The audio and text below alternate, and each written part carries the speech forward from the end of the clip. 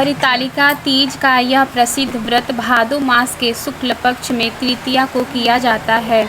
तृतीया तिथि को किए जाने के कारण स्त्रियों में यह व्रत अधिकतर तीजों के नाम से जाना जाता है। कुंवारी लड़कियों में यह व्रत इच्छित वर पाने की आशा से तथा विवाहित स्त्रियां सुहाग की रक्षा और पति सुख की कामना करके करती हैं। प्राचीन काल से चल रही मान्यता है कि इस व्रत को करने वाली स्त्रियां पार्वती के समान सुखपूर्वक जीवन यापन करके शिवलोक को प्राप्त होती हैं। हरितालिका व्रत का विधान। व्रत करने वाला व्यक्ति सूर्योदय के पहले उठे और भगवान शंकर जी का स्मरण करके फिर नित्य कर्मों से निवृत्त होकर शिवालय में जाए, जहां पूजन करना हो और कथा पढ़नी अथवा सुननी हो। यदि हो सके तो शिव मंदिर में शिव पार्वती पूजन के लिए केले के बदनवार इत्यादि अनेक पुष्पमालाओं से सुसज्जित एक सुंदर मंडप तैयार कर लें। सुहाग चाहने वाली स्त्रियों को शंकर पार्वती की बालू रेत की प्रतिमा बनाकर उसे इस मंडप में स्थापित कर पूजा करनी चाहिए। पूजा में शिव पार्वती से संबंधित कोई भी स्तोत्र अथवा शिव चालीसा का पाठ कर सकते। तत्पश्चात एकाग्रचित्त हो आगे लिखी कथा पढ़ें। जिनके दिव्य केशों पर मदार आँख के पुष्पों की माला शोभा देती है और जिन भगवान शंकर के मस्तक पर चंद्र और कंठ में मुंडों का माला पड़ी हुई और जो माता पार्वती दिव्य वस्त्रों से तथा भगवान शंकर दिगंबर वेश धारण किए हैं, उन दोनों भवानी शंकर को नमस्कार करती हूँ। कैलाश पार्वती के सुंदर शिखर पर माता पार्वती जी ने श्री महादेव जी से पूछा, हे महेश्वर, मुझसे आप वह गुप्त से गुप्त वार्ता कहिए जो सबके लिए सब धर्मों से भी सरल तथा महान फल देने वाली हो। हे नाथ, यदि आप भली भांति प्रसन्न हैं तो आप उसे मेरे सम्मुख प्रकट कीजिए। हे जगतनाथ, आप आदि मध्य और अंत रहित, आपकी माया का कोई पार नहीं है। आपको मैंने किस भांति प्राप्त किया है? कौन से व्रत तप या दान के पुण्य फल से आप मुझको वर रूप में मिले? श्री महादेव जी बोले, हे देवी, मैं तुम्हारे सम्मुख उस व्रत को कहता है जो परम गुप्त है। जैसे तरागड़ों में चंद्रमा और ग्रहों में सूर्य, वर्णों में ब्राह्मण, देवताओं में गंगा, पुराणों में महाभारत, वेदों में साम और इंद्रियों में मन श्रेष्ठ है, वैसे ही पुराण और वेद सब इनका वर्णन आया, जिसके प्रभाव से तुमको मेरा आधा आसन प्राप्त हुआ। हे प्रिय, उसी कथा का मैं तुमसे वर्णन करता हूँ। सुनो। भादो मास के शुक्ल पक्ष की हस्त नक्षत्र संयुक्त तृतीया तीज के दिन इस व्रत का अनुष्ठान मात्र करने से सब पापों का नाश हो जाता है। तुमने पहले हिमालय पर्वत पर इसी महान व्रत को किया था जो मैं तुम्हें सुनाता हूँ। पार्वती जी बोली, हे प्रभु, इस व्रत को मैंने किस लिए किया था यह मुझे सुनने की इच्छा है, कृपया करके कहिए। शंकर जी बोले, आर्यावर्त में हिमालय नामक एक महान पर्वत है, जहाँ अनेक प्रकार की भूमि अनेक प्रकार के वृक्षों से सुशोभित है, जो सैदों बर्फ से ढके हुए तथा गंगा की कल कल ध्वनि से शब्दायमान रहता है। हे पार्वती जी, तुमने बाल्यकाल में उसी स्थान पर परम तप किया था और 12 वर्ष तक जल में रहकर तथा वैशाख मास में अग्नि में प्रवेश करके तप किया। श्रावण के महीने में बाहर खुले में निवास कर अन्न त्याग कर तप करती रही। तुम्हारे उस कष्ट को देखकर तुम्हारे पिता को बड़ी चिंता हुई। वे चिंतातुर होकर सोचने लगे कि मैं इस कन्या की शादी किससे करूं। इस अवसर पर देवयोग में ब्रह्मा जी के पुत्र नारद जी वहां आए। देवर्षि नारद जी ने तुम्हें देखा। तुम्हारे पिता हिमालय ने देवर्षि को अर्ध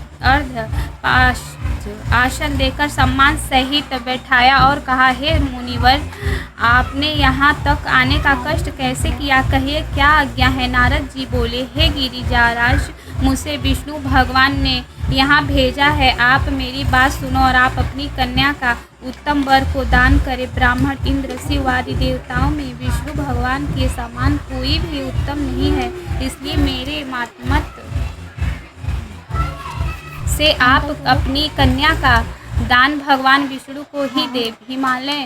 हिमालय बोले, यदि भगवान वासुदेव स्वयं ही कन्या को ग्रहण करने चाहते हैं और इस कार्य के लिए आपका आगमन हुआ है तो यह मेरे लिए गौरव की बात है। मैं अवश्य उन्हें ही दूंगा। हिमालय का यह आश्वासन सुनते ही देवर्षि नारद जी आकाश में अंतर्ध्यान हो गए और शंख चक्र गदा परम पीताम्बरधारी भगवान विष्णु के पास पहुँचे। नारद जी ने हाथ जोड़कर भगवान विष्णु से कहा, प्रभु आपका विवाह कार्य निश्चित हो गया। इस हिमालय ने पार्वती जी से प्रसन्नता पूर्वक कहा, हे पुत्री, मैंने तुमको गरुड़ ध्वज भगवान विष्णु को अर्पण कर दिया है।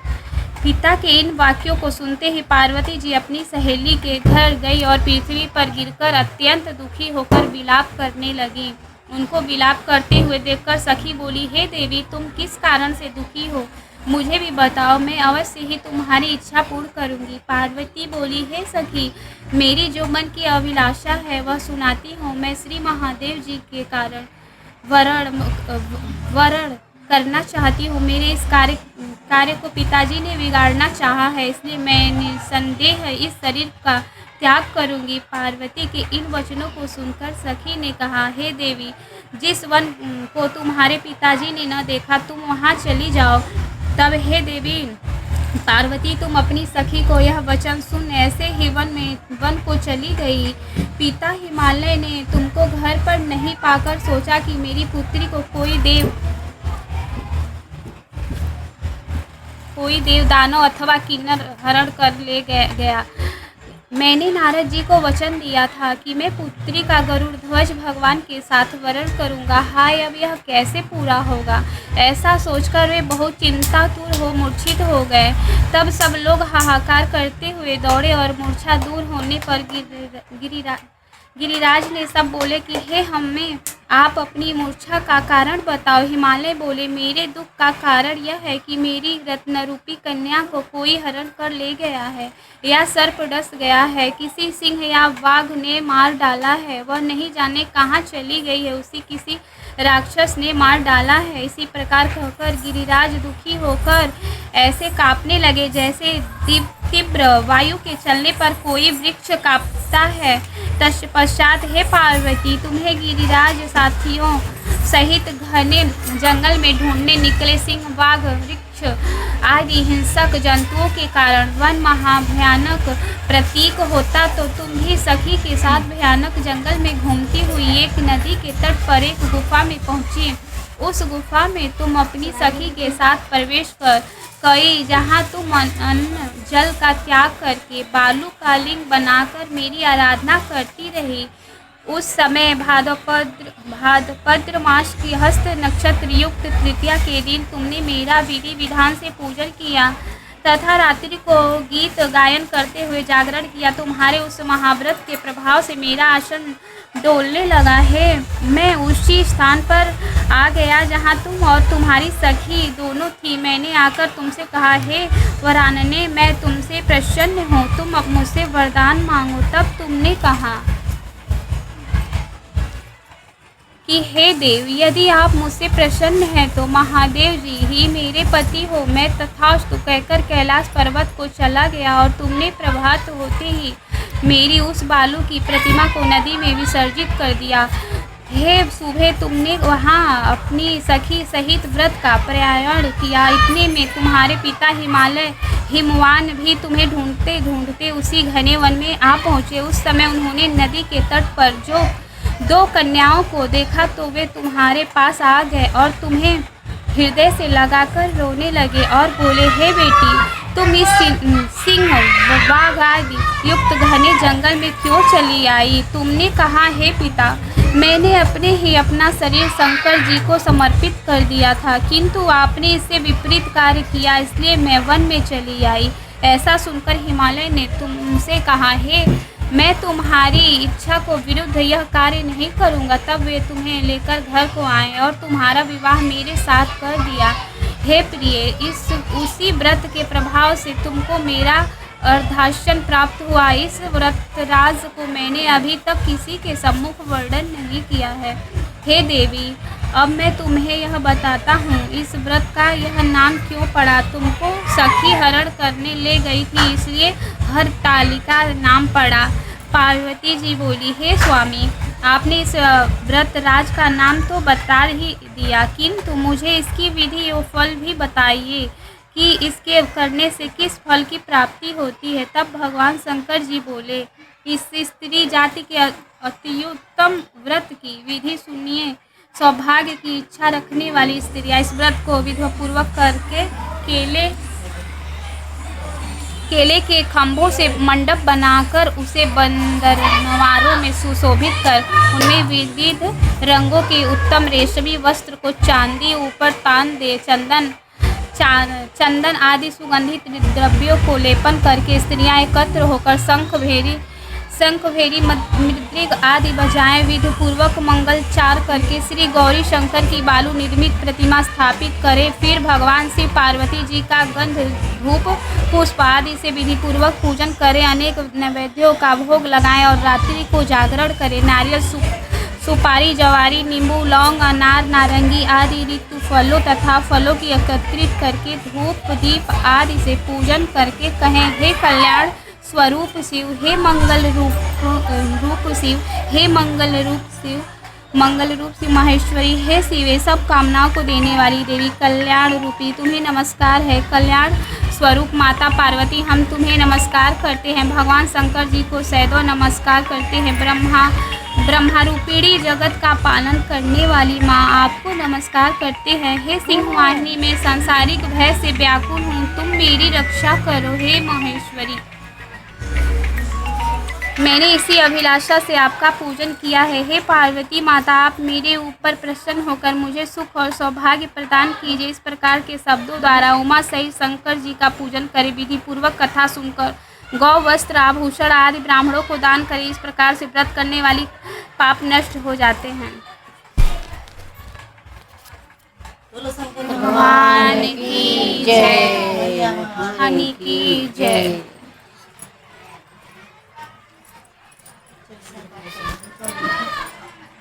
फुल अभी लिए रहे ना, हाँ करिए, बोल के आ जा।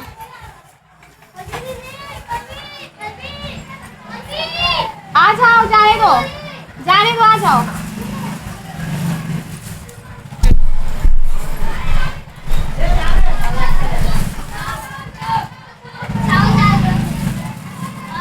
बस थोड़ा ही है, बस। हाँ,